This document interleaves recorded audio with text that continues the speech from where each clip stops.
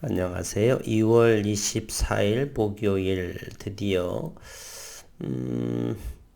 생각하지 못했던 조금 전에 러시아 시간으로 새벽에 러시아는 전쟁을 시작을 했습니다. 우크라이나를 새벽에 침공을 강행했고 이에 미국 측은 동맹과 가혹한 러시아에 대해서 제재를 가하겠다라고 했습니다.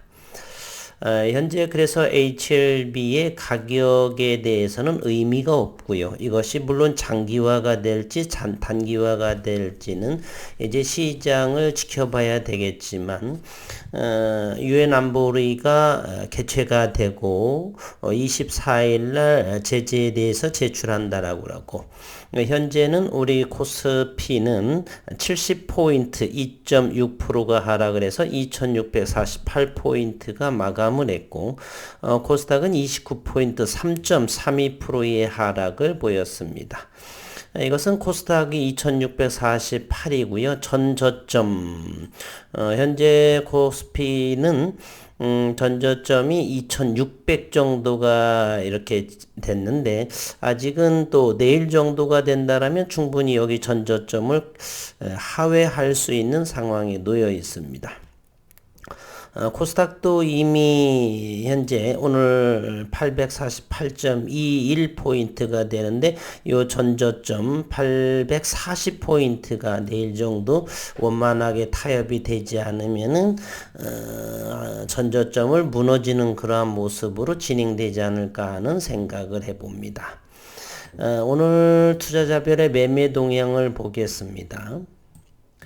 우선은 외국인은 6,873억 원에 대한 순매도, 오늘은 거래소에서 3조 2천억 원을 매도하고 2,600억, 2조 6천억 원을 매수를 해서 순매도 6,873억 원. 그리고 기관에서는 금융투자 위주로 연기금이 1,000억 원의 순매도를 했고, 기관에서는 거래소에서 2조 1,700억 원의 매도를 하고 1조 6,800억 원의 매수를 보여서 4,856억 원의 순매도를 보였습니다. 한편 코스닥에서 개인들은 7조 1,800원을 매도하고 7조 3천억 원을 매수를 해서 순매수를 1,749억 원. 외국인은 1조 2천억 원 그리고를 매도와 1조 원의 매수, 어제보다는 거래 대금이 조금 늘어난 모습입니다. 기관 투자가 역시 코스닥에서도 2,700억 원, 2,500억 원 거래 대금을 늘린 그러한 상황에 놓여 있습니다. 현재는 고객 예탁금이 63조 원에 해당하는데 그리고 신용잔고가 20조 5,500이죠. 따라서 불확실성이 이렇게 전쟁 상황에서 2주에 걸릴지 걸프전처럼 몇 개월이 걸릴지는 모르는 그러한 상황에 있어서 신용융자 잔고는 투매가 지속적으로 나올 것 가능성을 열려둡니다. 현재 가상화폐라든지 주식 이러한 부분이 안전자산으로 옮겨질 가능성도 높고요. 전쟁이 발발을 해서 그래서 현재 2030의 현재 피투자 물량이 수백조 원에 이르기 때문에 일부 물량이 가상화폐라든지 주식 부분에 있어서 피투자 부분에 있어서 조만간에는 이게 20조 원의 신용융자 잔고가 무너지지 않을까 하는 생각을 해봅니다. 이 시각 기사의 내용을 한번 살펴보도록 하겠습니다. 우선은 푸틴 우크라이나에 대해서 새벽에 침공을 강행했고 미국은 동맹과 가혹한 제재를 가하겠다라고 했습니다. 푸틴 대통령은 이번 공격과 관련 러시아는 우크라이나의 비무장화를 추구할 것이다. 우크라이나 정부군 병사는 즉각 무기를 내려놓고 귀가하라고 촉구했고 그러면서 누구든 우크라이나에 개입을 하면 즉각 보복할 것이라고 서방 국가에 경고하기도 했다. 푸틴은 소련 붕괴 후에 현대 러시아가 세계 최강이라며 공격하면 누구도 패퇴시킬 수 있다는 점을 아무도 의심하지 않는다라고 주장을 했다.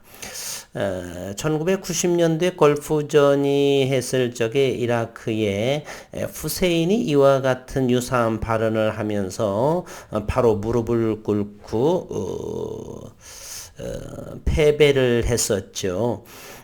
함부로 이렇게 현대전에서 이와 같은 발언이 참 위험한 거다는 저는 생각을 해봅니다.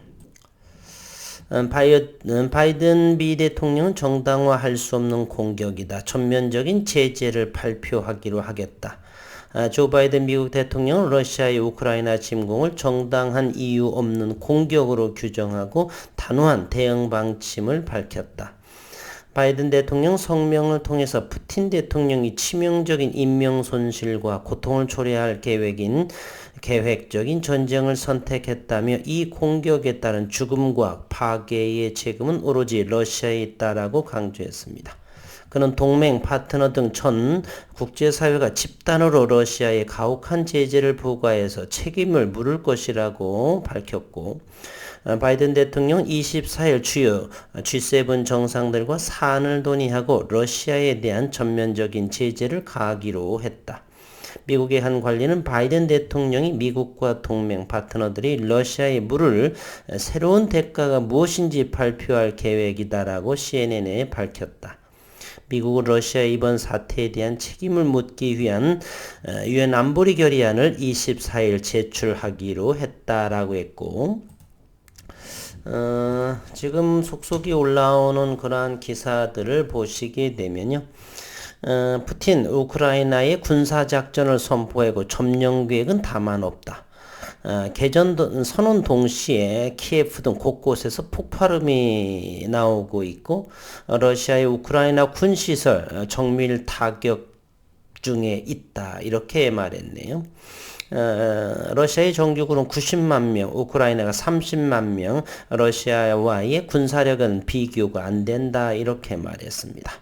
우크라이나의 정부는 국제사회 즉각 행동을 호소하는 그러한 부분을 그래서 현재 세계 주식 가상화폐가 급락, 유가와 금값이 급등하고 있다라고 해서 현재의 증시 상황, 글로벌 증시 상황을 한번 보도록 하겠습니다. 원달러 환율도 1200원으로 0.74, 8원 정도 훌쩍 1200원을 넘는 모습을 보이고 있고, 현재 금값이 1.76으로 급등하고 있는 모습이고, 미 텍사스 원유가 5달러 이상으로 96달러, 97달러로 현재 거래되고 있는 모습을 보여주고 있습니다. 현재 유가와 금값이 급등하고 있는데, 현재 미 텍사스 원유가 97달러를 육박하는 5%의 상승을 보이고, 브렌트유는 100달러를 넘은 현재 5달러 이상으로 상승을 하고, 우리가 사용하는 두바이유는 현재 92달러에 거래되면서 0.28% 정도만 상승하고 있습니다. 옥수수, 원유, 두유, 쌀 등 대단히 곡물 상품 가격의 선물이 상당히 급등하고 있는 상황에 있고요. 현재 항생 아시아 증시를 현재 보게 되면 3%의 급락, 정확하게 아시아 증시를 한번 먼저 보도록 하겠습니다.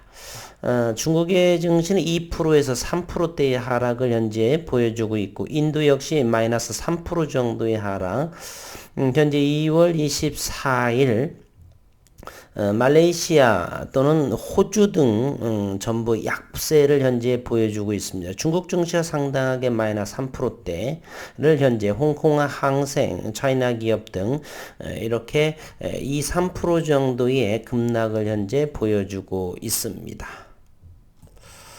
현재 미국의 나스닥 선물도 마이너스 350포인트, 마이너스 2.6%대의 하락을 형성을 하고 있는 모습도 보여지고 있고요.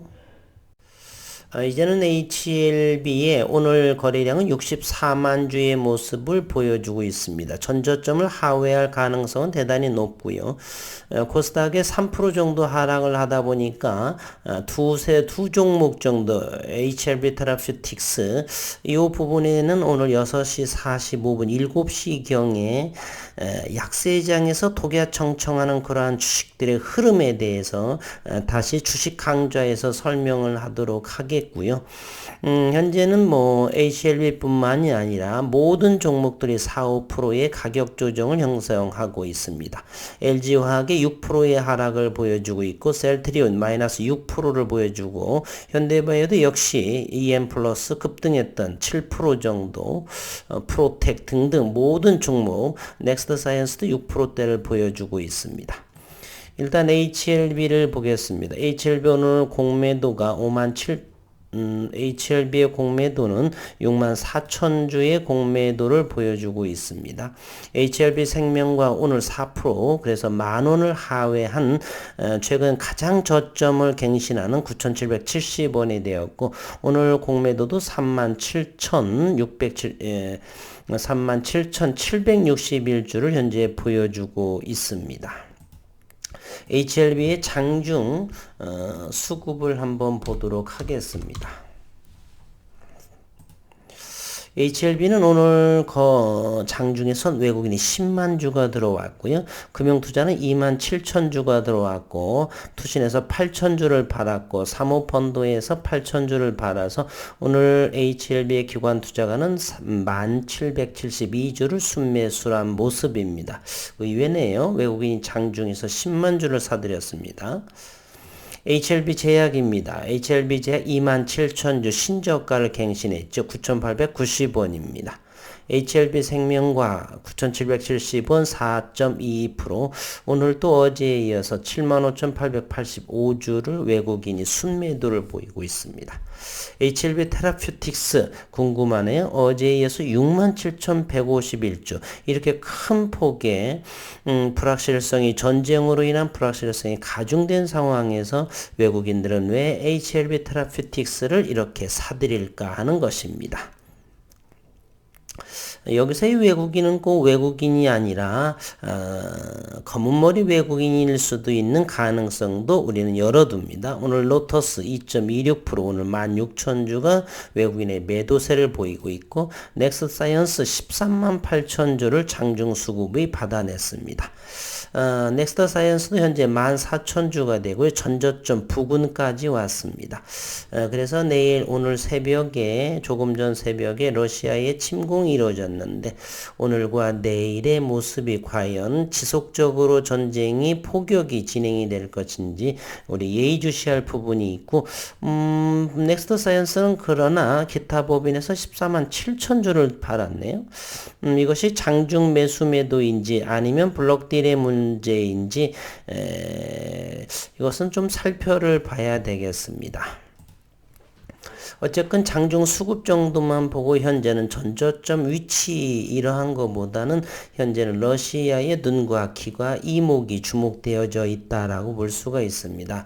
어떻게 러시아와 나토군 서방국 간의 그러한 문제, 유엔 안보리의 제재를 어느 정도가 거부할 것인지 받아들일 것이냐에 따라서 지금 우크라이나와 러시아의 국경 지정학적인 리스크는 대단히 혼돈스러운 그러한 상황이 있다라고 볼 수가 있겠네요.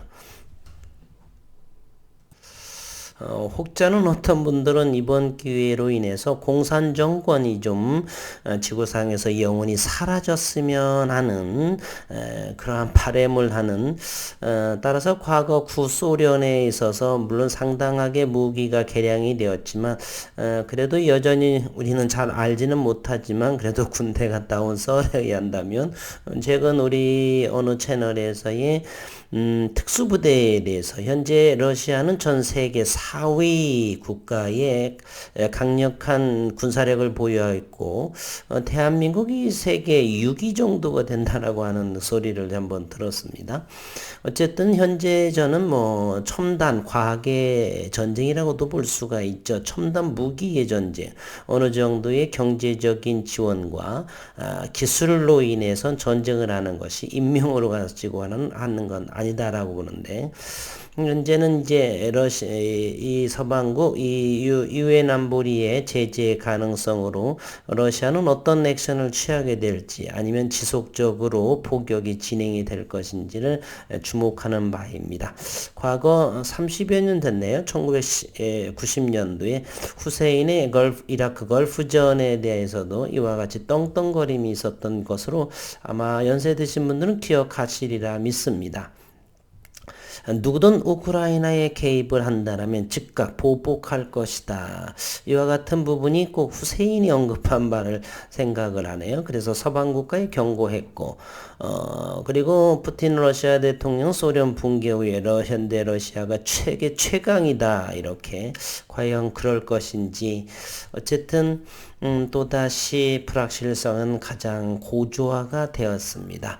어떻게 진행이 될 증거에 따라서 주가에 더욱 하방으로 열려져 있을 수 있기 때문에 기업의 문제라기보다는 시장 상황이기 때문에 조속히 원만한 해결이 되기를 바랄 뿐입니다. 어려운 시장의 연속이고 잘 극복하시기를 바라겠습니다.